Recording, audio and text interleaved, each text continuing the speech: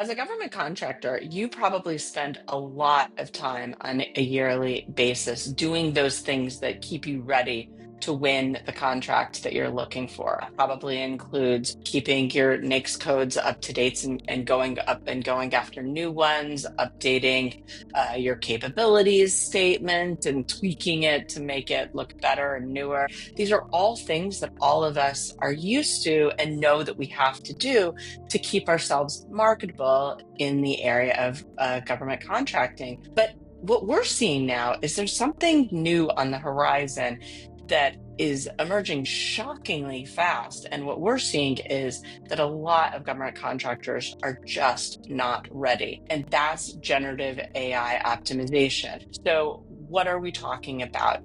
Earlier this month, we talked about generative AI optimization, meaning when somebody goes to a generative AI source, ChatGPT, Perplexity, Claude, and types in a question, who is a good contractor with whom I can sub that has small business certification in the state of Connecticut in the area of cybersecurity, right? That's a very specific question. If that matches you and that if that's you, are you going to show up? So that's what my colleague Laura Mayer and I are here to chat about today. So Laura, I think we sort of started to touch on this even in the opening statement, but why does GAO, generative AI optimization, why does that matter for government contractors? It matters for everybody, right? Because it is the future of search. Search is changing radically, and you got to be prepared for that. But I think it also matters for government contractors to look at it as generative AI search is very helpful when you have to think of yourself as a product, right? You have to think of yourself as selling services like that. And so how do you market yourself to sell those services? How do you make sure that you're the answer that generative AI is going to put in front of the client or the user that's running that search? Yeah, I think it is that's absolutely right. And thinking about it in terms of for government contractors, a lot of times it really is because the way that teams are put together, sometimes over long, long periods of times, but sometimes very, very quickly, right? We Yeah. need to find somebody who is going to fulfill our local business certification, the local business part here in this area, right? They're not spending a lot of time finding that place. They're not poring over a bunch of capability statements, right? They're doing these quick searches. And what we know is that these quick searches, which used to be done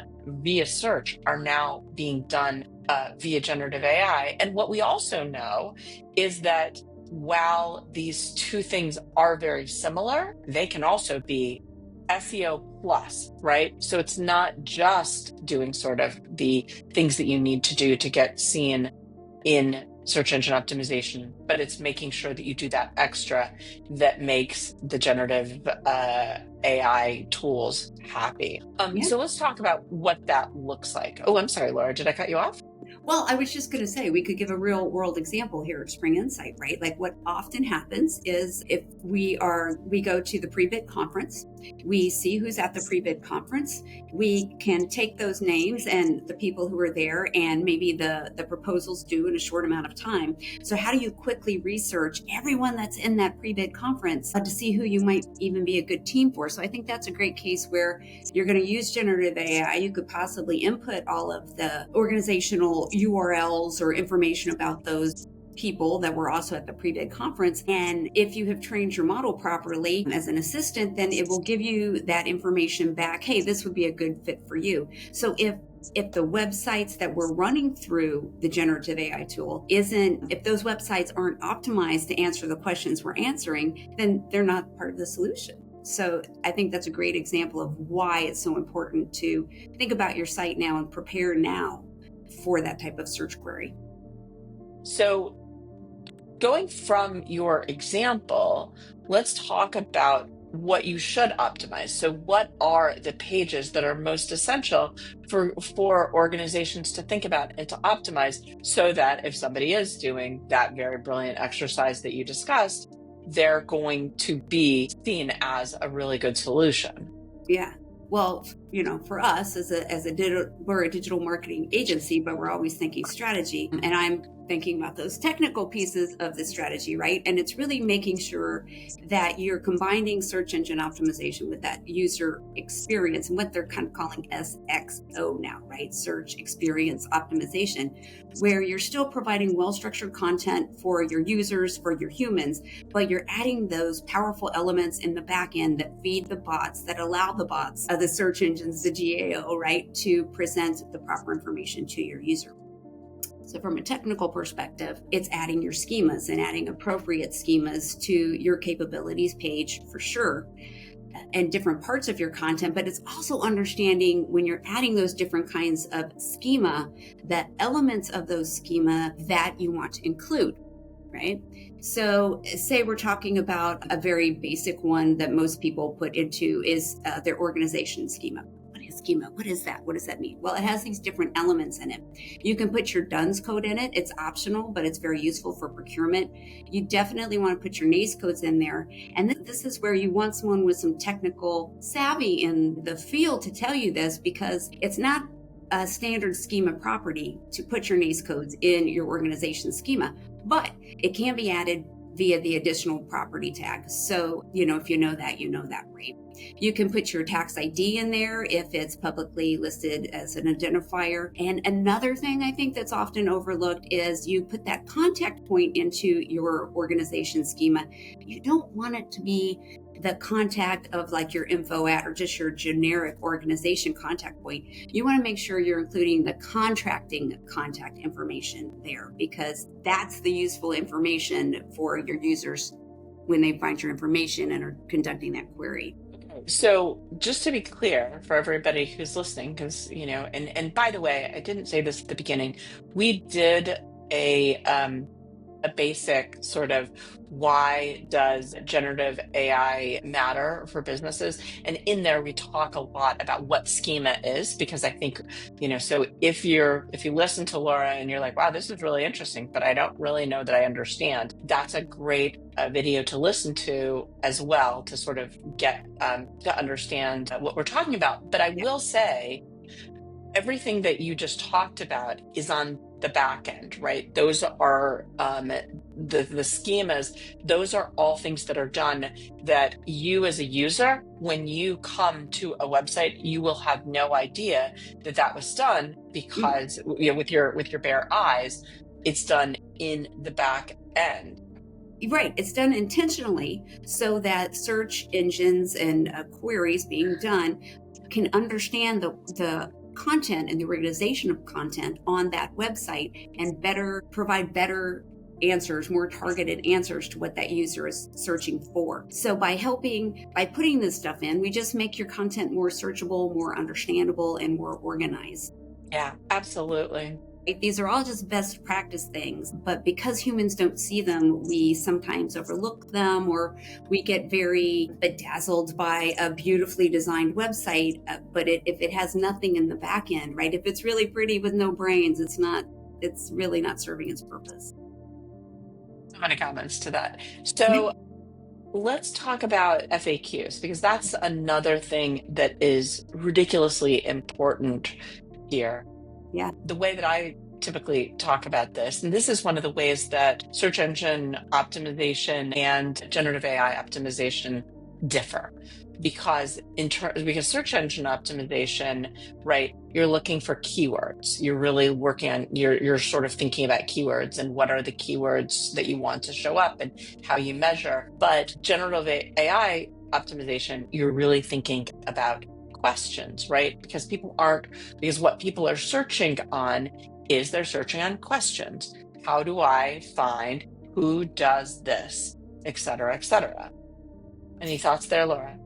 Yeah, definitely. So I think this is where we're seeing, it's not an either or, it's an evolution of search, right? Mm-hmm. Keywords are still important and they will continue to be important. But if you can, from a strategy perspective, if you have a goal of keywords on a certain page and in their content, and you marry that with the questions that your users, your clients, your prospective, your stakeholders are asking, and put those together, right? Put those keywords match the questions. That's where you can really, and then you add schema to the page. You're building a very technically powerful page, and that's the optimization piece, right? That's Absolutely. And just to be clear, right. That's a very simplified. There's still metadata and headings and other things too, but in a nutshell. and when we start talking about FAQs, by the way, we're not talking about sort of on the older sites, the sites that we're used to seeing, or the existing sites that we're used to seeing. Okay, there's an FAQ page. We're talking about actually having FAQs on every page. So on your service page, on your capabilities pages, on your About Us page, putting in, whether or not you call them FAQs, but putting things in as questions that you are going to answer. That's a great point, Erika. You don't have to call them FAQs. We're referring to them in kind of the technical sense of the word. They could look very differently on your site, right? And they could be hidden in accordions or in tabs. You definitely would want like an interlinking strategy between your site, between some of those different questions. They're all good things. Awesome. Yeah, good content. That's really the underlying thing. If you have good content that answers your users' questions and they can find it quickly and clearly, you're in good shape, right? I mean, that's the name of the game, really.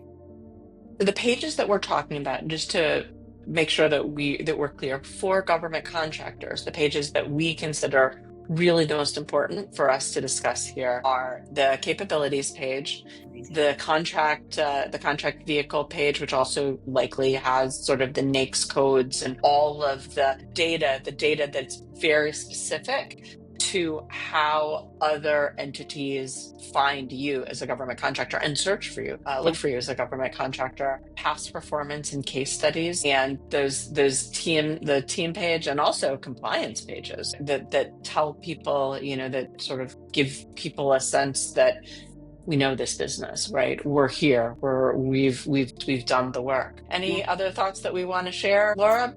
Well, one more thing on capability statements and schema. What you can do is you can use the product or service schema, and you can attach multiple product schemas to your range of service. And that's just another oft overlooked little detail you can do in the back end per service, per your NAICS codes. So it's the little details, right, that take you level up. So Absolutely. So the one thing I want to talk about just quickly before we wrap up, sort of this risks area, and we've talked a lot about this in the prior video. This is really, I mean, it evolves. I was talking to a professor who teaches AI recently, and he was saying that he gives his students the syllabus basically on a document that he updates throughout the semester, because this is such a fast moving target. There's no, as soon as we record this, so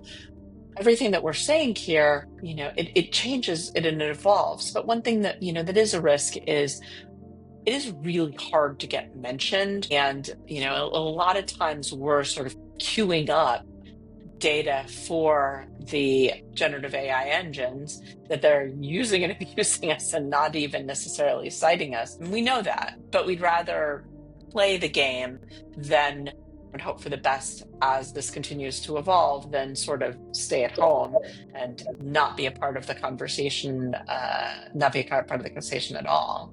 Right. And, as you mentioned the evolution too, just because an organization isn't specifically named, I would say there is value to that query result that their information appears in, and that it adds authority. We talk about that in other videos, but it adds authority to the domain and to the website, just that it actually is produced from the bots. So there might be some benefit to it that we don't readily see that maybe will pay out in the future. Absolutely. Well, it is an interesting time in watching the generative AI as it evolves. So we will see where it goes. Laura, thank you so much. This has, as always, been a treat. Everybody who's here, if you're still watching, I know we got a little long on this one because we were so excited about this topic. Thank you so much. If you got something out of this, I hope that you will like this video and subscribe to our channel. We have a couple more about generative AI that we'll be producing through the remainder of this month. So do subscribe. And if you want to talk about your organization strategy, please come to our website. The link is in comments, but it's springinsight.com, and we would be happy to schedule you for a consultation. Take care.